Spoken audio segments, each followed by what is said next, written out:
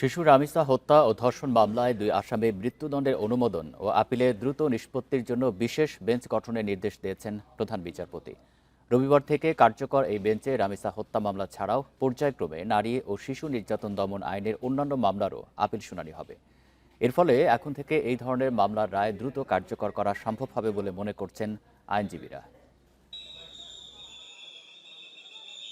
ফৌজদারি কার্যবিধির ৩৭৪ ধারা অনুযায়ী বিচারিক আদালতের দেয়া মৃত্যুদণ্ড কার্যকর করতে অনুমোদন প্রয়োজন হয় হাইকোর্টের। রামিসা হত্যা মামলায় সোহেল ও তার স্ত্রীর মৃত্যুদণ্ডের অনুমোদনের জন্য ৭ দিনের মধ্যেই রায় ও মামলার নথিপত্র পাঠানো হবে হাইকোর্টে। একই সাথে জেল থেকে আপিল করতে পারবেন আসামিরা।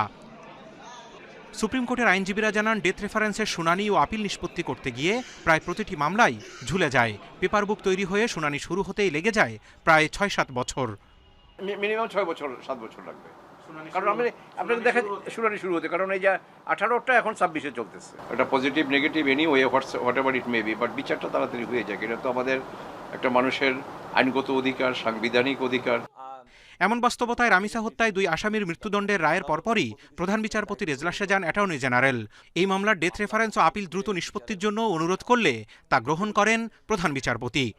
এই সমস্ত মামলাগুলো শুনানির জন্য হাইকোর্টে একটি সুনির্দিষ্ট বেঞ্চ উনি গঠন করবেন, যেটা আগামী রবিবার থেকে কার্যকর হবে। বিচারপতি মোহাম্মদ রেজাউল হক এবং মাননীয় বিচারপতি জনাব এস এম এমদাদুল্লাহের কথা উল্লেখ করে বলেছেন যে এই সমস্ত মামলাগুলোর পেপার বুক তৈরি, অর্থাৎ মামলা শুনানির জন্য প্রস্তুতি গ্রহণ করার জন্য যা যা প্রয়োজন সেটিও তিনি এটা ইতিমধ্যে করেছেন। এদিকে আইনমন্ত্রী জানান, সংশ্লিষ্ট বেঞ্চ প্রাধান্য দিলে ৩ মাসের মধ্যেই রামিসা হত্যা মামলা আপিল নিষ্পত্তি সম্ভব।